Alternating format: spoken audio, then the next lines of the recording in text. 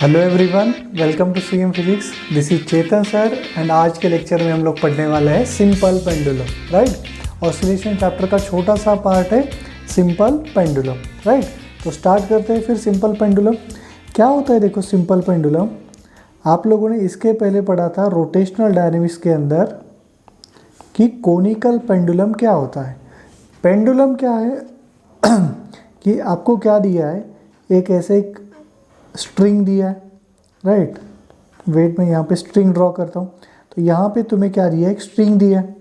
इस स्ट्रिंग के एक एंड पॉइंट को हम लोगों ने क्या किया, एक मास कनेक्ट किया यहाँ पर। तो जो स्ट्रक्चर फॉर्म होता है ना, उसे क्या कहा जाता है, पेंडुलम, राइट। एक स्ट्रिंग का लेंथ है एल एंड जो बॉडी है बॉब है उसका मास कितना है, एम है। इसे क्या कहा जाता है, अभी पेंडुलम कहा जाता है, राइट।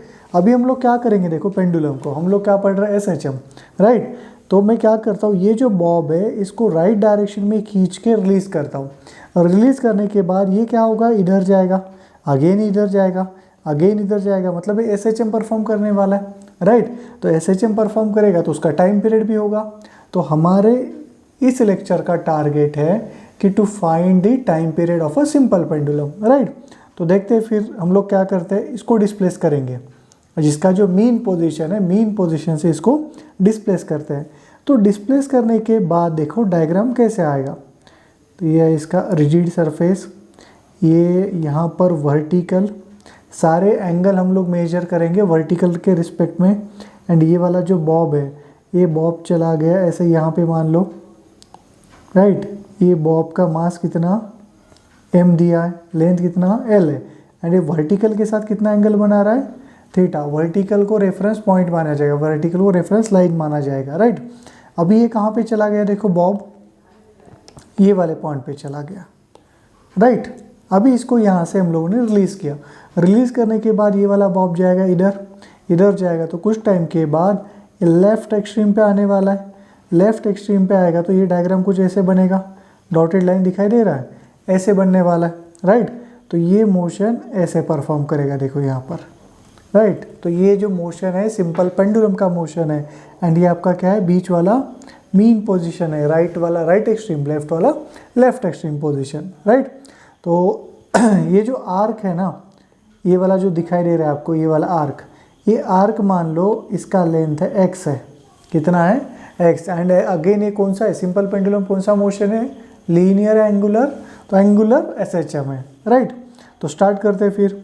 ये वाला देखो डायग्राम, ये डायग्राम का मे भी आगे ज़रूरत पड़ सकता है, इसलिए मैं कॉपी कर लेता हूँ पहले से ही, सेफ साइड रहेंगे हम लोग, राइट।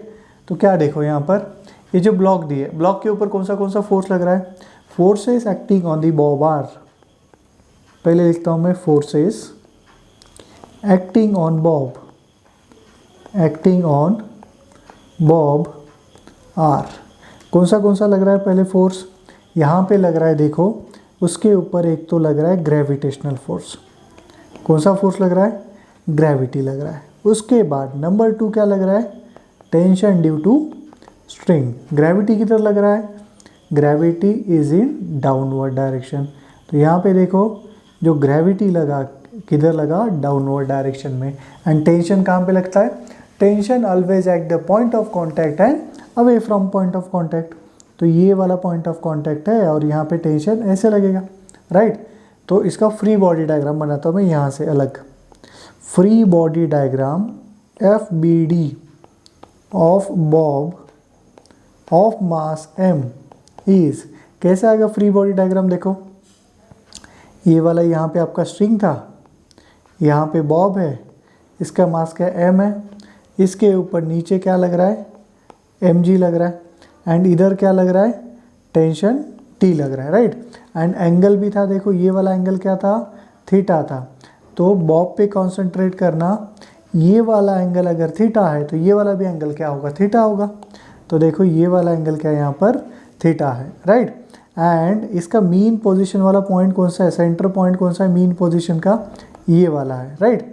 तो अभी ये जो बॉब इधर लेफ्ट डायरेक्शन में जा रहा है, यहाँ पे ये वाला जो बॉब लेफ्ट डायरेक्शन में जा रहा है, तो कौन से फोर्स की वजह से जा रहा है, वो फोर्स आपका क्या कहलाएगा, रिस्टोरिंग फोर्स।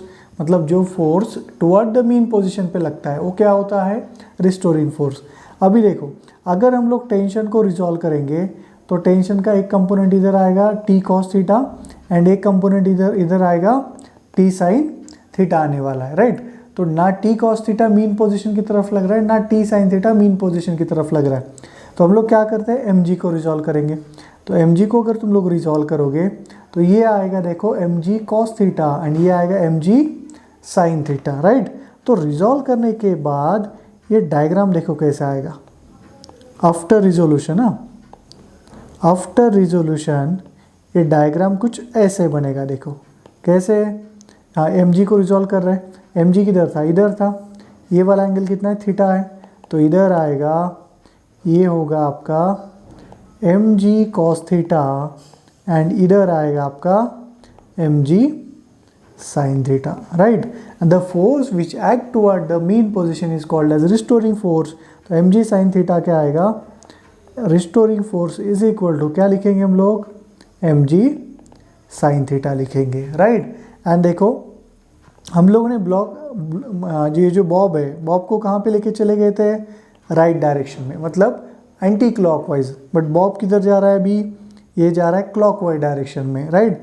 मतलब थीटा हो रहा है एंटी क्लॉकवाइज डायरेक्शन में, बट रिस्टोरिंग फोर्स कहाँ पे लग रहा है, क्लॉकवाइज में। इसकी वजह से यहाँ पे क्या आएगा, एक माइनस साइन आएगा, राइट। तो ये था आपका रिस्टोरिंग फोर्स का फॉर्मूला। अभी देखो साइन थीटा हम लोग निकालेंगे यहाँ पे। ये जो थीटा है, थीटा को क्या लिख सकते हैं हम लोग, थीटा क्या होता है, आर्क अपॉन रेडियस। तो हम लोग क्या करते हैं यूज़ फॉर, यहाँ पे एक अजम्पशंस है, क्या है देखो, फॉर स्मॉल एंगल। हमें पता है for small angle theta sine theta का वैल्यू क्या होता है, अप्रॉक्सीमेटली इक्वल टू थीटा। तो जो रिस्टोरिंग फोर्स आएगा अप्रॉक्सीमेटली क्या आएगा, माइनस एम जी थीटा आएगा, राइट। एंड देखो हमारे पास थीटा का भी फॉर्मूला है ना, थीटा क्या होता है, आर्क अपॉन रेडियस। तो ये वाला जो बॉडी है यहाँ पे देखो ये थीटा, राइट। आर्क मतलब क्या होगा, ये वाला डिस्टेंस, एंड इसको हम लोगों ने क्या लिखा था, एक्स लिखा था। एंड ये वाला मतलब क्या होगा, उसका रेडियस होगा। तो थीटा क्या आएगा, चलो theta will be x upon r. इसको ऊपर वाले फार्मूला में पुट करो तो restoring force is equal to minus M g x divided by r आ जाएगा, राइट। तो इसको देखो फाइनली जो रिस्टोरिंग फोर्स मिला वो क्या है, minus M G divided by R into X. ये क्या है आपका रिस्टोरिंग फोर्स का फॉर्मूला। अभी एक बार फोर्स मिला तो हम लोग एक्सेलरेशन निकाल सकते हैं। एक्सेलरेशन निकाला तो उससे हम लोग टाइम पीरियड भी निकाल सकते हैं। वो कैसे निकालेंगे देखो। अच्छा, यहाँ पे और एक पॉइंट समझ के ले लो। यहाँ पे क्या क्या है वेरिएबल्स, कौन से देखो। ये जो मास है, मास एम कांस्टेंट है, जी भी आपका कांस्टेंट है। एंड ये जो रेडियस था, अच्छा रेडियस को हम लोगों ने, ये रेडियस क्या है, एल है ना। यहाँ पे हम लोगों ने क्या किया देखो, ये आर की जगह पे क्या पुट करना तुम लोग, एल पुट करना, ये वाला, right.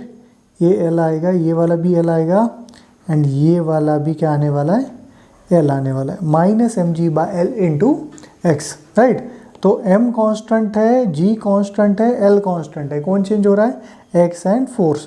And force is directly proportional to क्या आएगा, डिस्प्लेसमेंट आएगा, राइट। तो अभी निकालते हैं फिर टाइम पीरियड। क्या निकालना है हमें, टाइम पीरियड, राइट। इसके पहले टी सिंबल मैंने यूज़ किया था टेंशन के लिए, इसीलिए मैं क्या यूज़ करता हूँ अभी, टी डैश का यूज़ करता हूँ। तो टी डैश क्या आएगा देखो, हमें फोर्स का वैल्यू क्या मिला है, force is equal to minus of M G by L into X मिला है, राइट। न्यूटन सेकंड लॉ का यूज़ करो, यूजिंग न्यूटन सेकंड लॉ। क्या कहता है Newton second law, force is equal to mass into acceleration. Restoring force है तो restoring acceleration minus M G divided by L into X आएगा। अभी देखो मास चला गया, तो ये जो रिस्टोरिंग एक्सेलरेशन आएगा वो क्या होगा, minus G by L into X आएगा। अभी एक्सेलरेशन तो मिला, ये फार्मूला अगेन आपके काम के हैं, इसीलिए क्या कर रहा हूँ उसको बॉक्स में लिख रहा हूँ मैं यहाँ पे। तो देखो रिस्टोरिंग एक्सेलरेशन का फार्मूला क्या होता है, एसएचएम के अंदर स्टैंडर्ड फार्मूला तो है minus omega square X is equal to minus G by L into X. ये माइनस माइनस प्लस हो गया। एक्स एक्स कैंसिल हो गया तो क्या आएगा, omega square is equal to g by l, and omega is equal to क्या आएगा, under root of g by l. अभी omega in terms of time period क्या है, ओमेगा होता है 2 पाई बाई टी, एंड मैंने टी को क्या माना है, टी डैश, तो ये आएगा under root of g by l. तो जो टी डैश आएगा, टी डैश क्या होता है, 2 pi under root of l by g. क्या है फार्मूला, t dash is equal to 2 pi under root of l by g. तो time period of a bob क्या मिला, 2 pi under root l by g. तो देखो यहाँ पे लिखता हूँ मैं, time period is equal to 2 pi under root of l by g. अच्छा, व्हाट इज एल, एल क्या होता है यहाँ पर, L is a length of string, L क्या है, लेंथ ऑफ स्ट्रिंग, राइट। यहाँ पे जी क्या है, acceleration due to gravity. What is G, acceleration due to gravity, right. तो time period of a simple pendulum depends on 2 factor, एक है length of a pendulum and दूसरा है acceleration due to gravity, right. And तीसरा point है कि देखो time period के अंदर मास ऑफ बॉब कहीं पर आ रहा है क्या, नहीं आ रहा है। इसका मतलब है हम लोग लिख सकते हैं नोट, यहाँ पे नोट बना देता हूँ मैं, क्या है note, time period of a simple pendulum, of a simple pendulum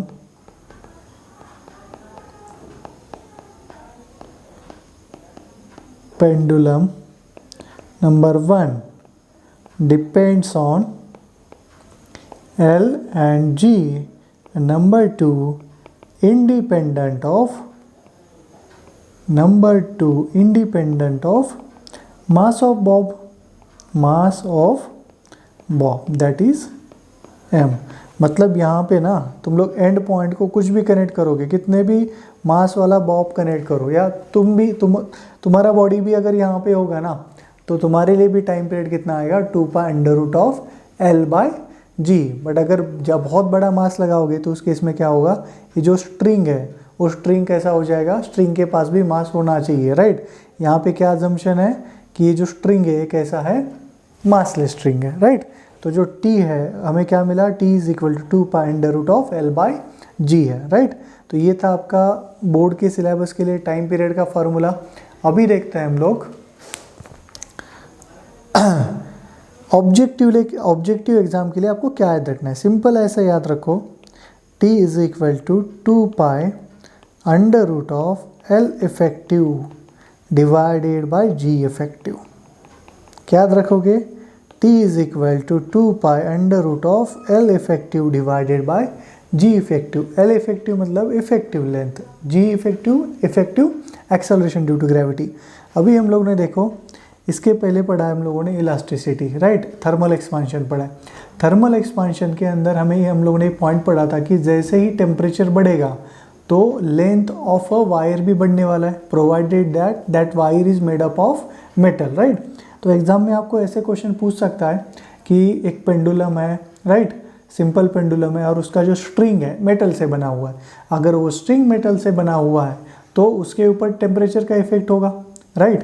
तो यहाँ पे मैं लिखता हूँ number 1, effect of temperature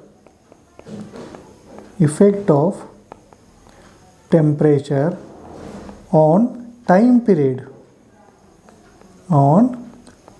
period of a simple pendulum. क्या होगा इफेक्ट, तो देखो एज टेम्परेचर इंक्रीजेस, डिटेल में लिखता हूँ यहाँ पर मैं, as temperature increases length increases in turns time period of a simple pendulum increases, right, time period of a simple pendulum increases। तो क्या रिलेशन होता है टेम्परेचर एंड लेंथ का, तो याद रखो यहाँ पे 2 फार्मूला नंबर 1, पहला फार्मूला याद रखना चेंज इन लेंथ के लिए, कौन सा वाला, चेंज इन लेंथ। क्या फार्मूला है, that is delta L is equal to alpha L1 delta T, and दूसरा फार्मूला है दैट इज फाइनल लेंथ, मतलब आफ्टर इंक्रीज ऑफ टेम्परेचर। जो फाइनल लेंथ का फार्मूला आएगा वो क्या होगा, L2 is equal to L1 1 plus alpha delta T. ये वाले दो फार्मूला याद रखो, इसका यूज़ आने वाला है आगे जाके। तो ये जो डेल्टा एल है, डेल्टा एल का इंडिकेट करता है चेंज इन लेंथ, L1 का इंडिकेट करता है यहाँ पर, तो L1 is a initial length, मतलब length at a initial temperature. L2 क्या है, final length, length at a final temperature, right. बाद में डेल्टा टी क्या इंडिकेट करता है यहाँ पर, change in temperature, change in temperature. Alpha क्या इंडिकेट करता है, तो alpha indicates coefficient of linear expansion, right, coefficient of linear expansion. ये क्या है, अल्फ़ा है, राइट। तो इतना भी तुम लोग याद रखोगे तो this is more than sufficient, right. तो ये पढ़ा हम लोगों ने effect of temperature on time period है, ऑफ कैसे होगा, राइट, ऑन टाइम पीरियड है, राइट। नंबर 2 पे आते हैं। Number 2 is effect of acceleration due to gravity on time period, right. क्या होता है टाइम पीरियड का एक्सेलरेशन ड्यू टू ग्रेविटी का relation, T is equal to, और T is inversely proportional to under root of G होता है। अभी हम लोगों ने ग्रेविटेशन चैप्टर में पढ़ा है कि अर्थ के सरफेस पे एक्सेलरेशन कितना होता है, 9.8 मीटर पर सेकेंड स्क्वायर। हाइट पे जाओगे तो एक्सेलरेशन घटेगा, डेप्थ पे जाओगे तो एक्सेलरेशन घटेगा, राइट।